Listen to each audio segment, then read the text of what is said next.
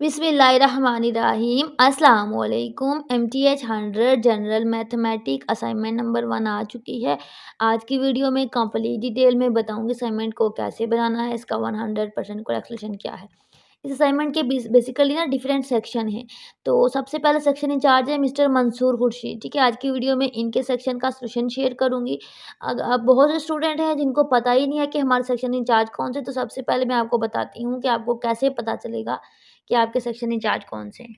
अपने section incharge का नाम जानने के लिए सबसे पहले अपने एलएमएस को लॉगिन करें और कोई भी सब्जेक्ट है, लाइक आपका एमटीएच 100 है तो इस तरह से एमटीएच 100 के बॉक्स पे जाएं और यहाँ पे इस तरह का इंटरफेस होगा और यहाँ पे अनाउंसमेंट में जाना है। जो ही आप अनाउंसमेंट में जाएंगे तो आपके पास डिफरेंट अनाउंसमेंट आएंगी।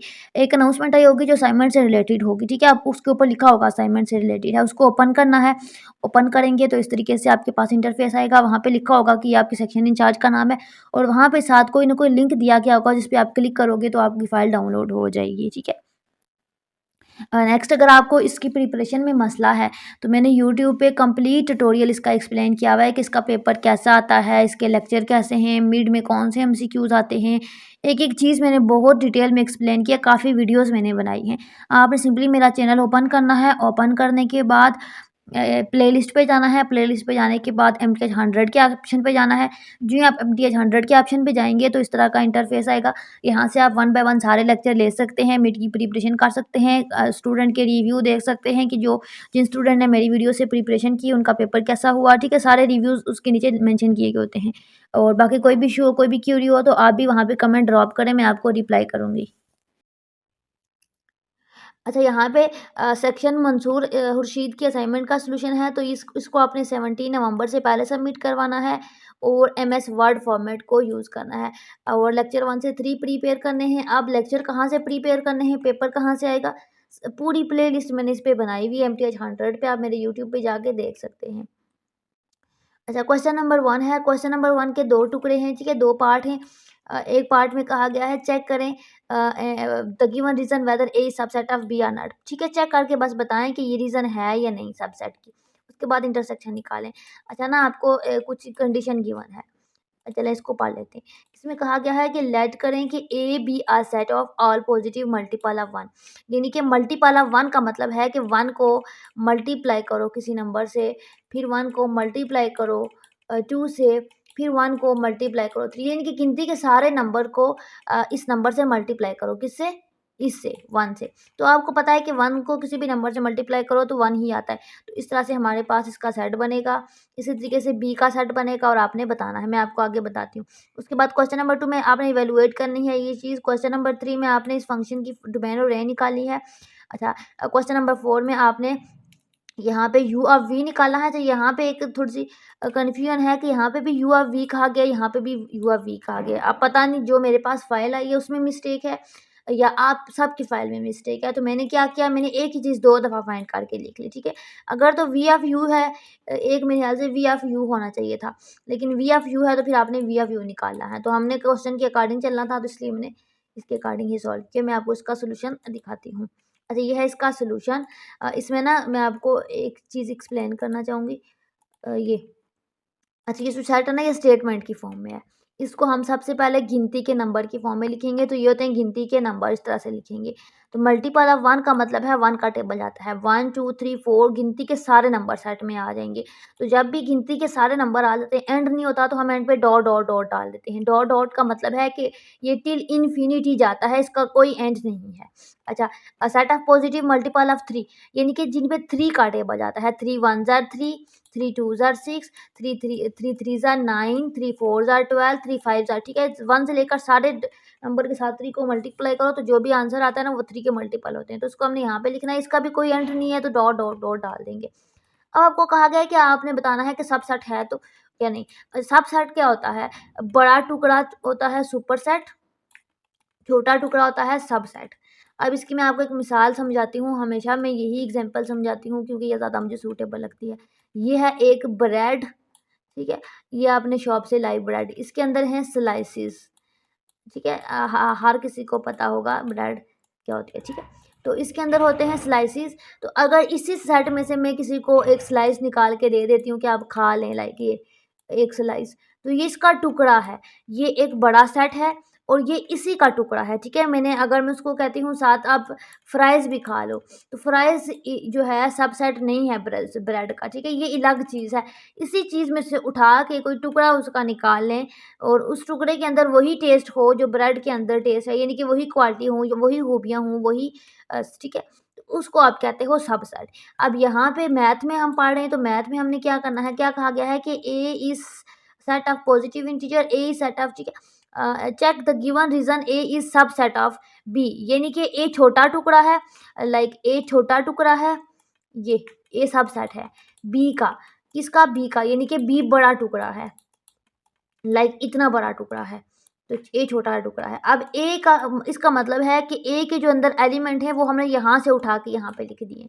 तो देखते हैं कि ऐसी बात है, तो ए में 1 है, बी में 1 है ही नहीं, तो नॉट, ये सबसेट नहीं है, क्योंकि जो बड़ा टुकड़ा है बी उसके अंदर 1 है, 1 नहीं है, तो यहाँ पे 1 है। तो जो मैंने कहा था कि हर चीज़ आपने बड़े सेट से उठानी है, तो 1 जब बी में है ही नहीं, इसका हिस्सा ही नहीं है, तो सबसेट नहीं होगा।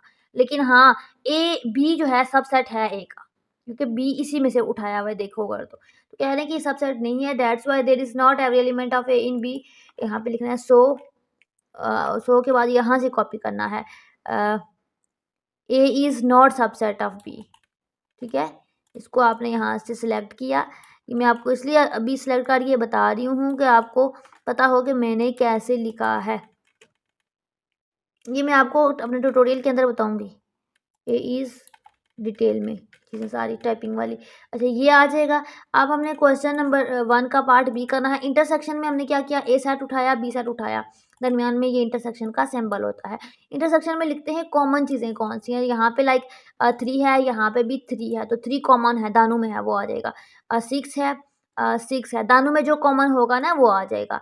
बेसिकली 9 है, 9 है, सो ऑन, तो एंड नहीं है तो डॉट डॉट आ जाएगा, ठीक है। तो आपने देखा कि जो बी का इंटरसेक्शन का आंसर आया वो बेसिकली सेट बी ही आया, तो आपने लिख दिया कि ये इसके इक्वल है।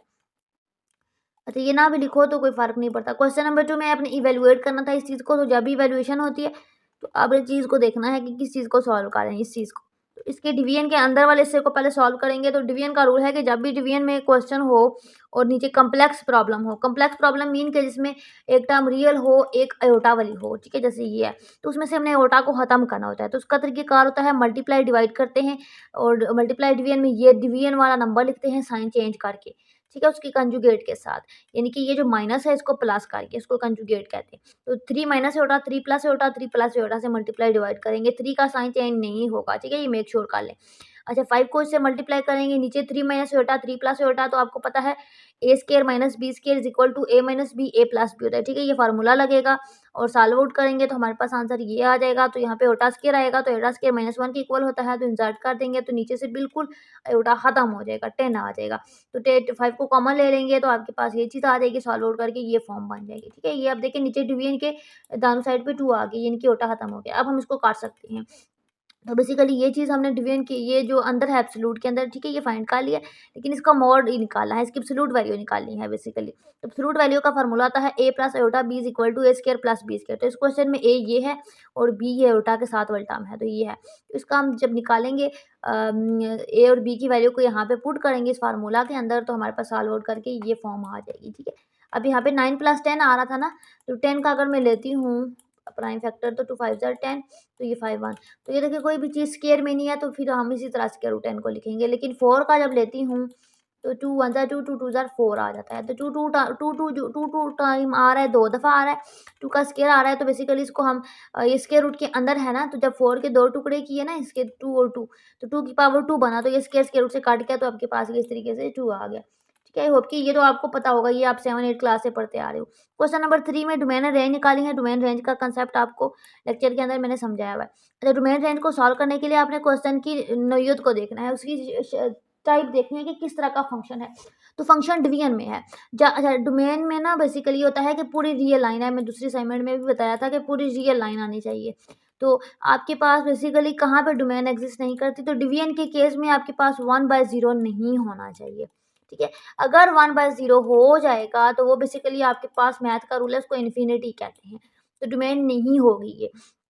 अब अपने डोमेन में आपने तो कोशिश करनी है कि फंक्शन यहाँ पे ये चीज़ ना हो, अगर ये चीज़ हो गया तो डोमेन नहीं होगी, तो ये वाला पॉइंट चेक करेंगे। तो जब भी डिवीजन होगी तो डिवीजन के नीचे वाले टर्म को नॉट इक्वल टू 0 करेंगे।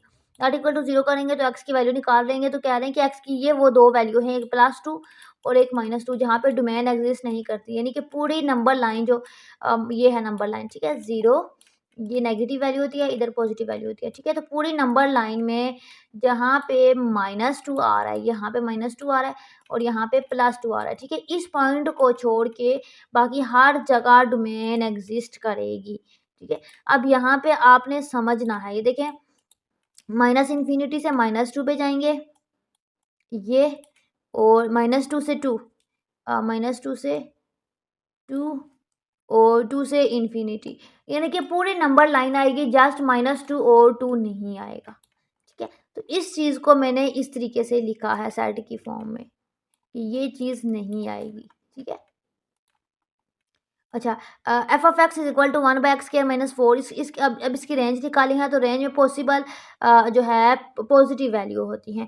तो आपने यहाँ से ना एक्स की वैल्यू निकाली है कि ऐसी कौन सी वैल्यू हैं जो पॉजिटिव आंसर देती हैं। तो आपने यहाँ पे साइड पे लेकर ये x² की वैल्यू निकाली वाई की, ठीक है? वाई के इक्वल ऐड किया पहले। पहले आपने वाई के इक्वल ऐड किया, वाई के इक्वल ऐड करने के बाद ये एफ ऑफ एक्स को वाई के इक्वल ऐड किया, उसके बाद यहाँ से इस चीज़ को इधर लेके गए, इक्वल टू 1 सॉल्व आउट किया तो एक्स की वैल्यू होगी, तो आपने देखा कि एक्स की वैल्यू स्केयर में आ रही है। तो किसी भी नंबर की पावर स्केयर हो, इवन हो, ठीक है? 2 हो, 4 हो, 6 हो, 8 हो, 10 हो, ठीक है?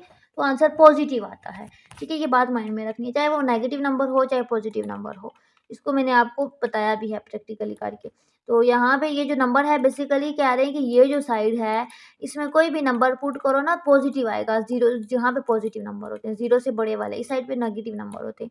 तो कह रहे हैं कि 0 से इस साइड वाले नंबर आएँगे, यानी कि 0 से बड़े वाले नंबर आएँगे। तो ये इसका मतलब है कि 0 छोटा नंबर है और ये इस तरह से होगा। तो इसमें 2 कंडीशन केस चेक करने हैं। अब हमने ये तो आ गया, लेकिन अब हमने इस y को चेक करना है।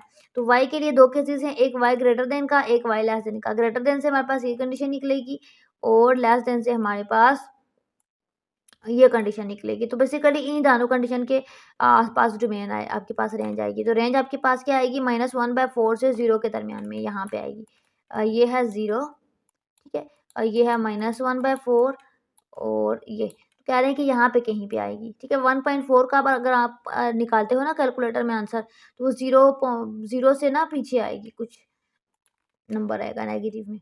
अच्छा ये हो गया ये आप इस तरह से इसको आप लिख लोगे, ये नहीं कि ये वाला नंबर जो है नहीं होगा, बाकी सारा होगा। उसके बाद क्वेश्चन नंबर ये है 4, इसमें आपने ये चीज़ फाइंड करनी थी, बेसिकली कंपोजिट फंक्शन फाइंड करना था। तो उसका मतलब होता है कि सिंपली एक फंक्शन के अंदर दूसरे फंक्शन को पुट कर दो। लाइक एक फंक्शन है यू एफ एक्स, दूसरा फंक्शन है V F x. U F x में आपके पास 5x + 7 आ गया, वी एफ एक्स में भी आपके पास वही आ गया। तो देखो यू ऑफ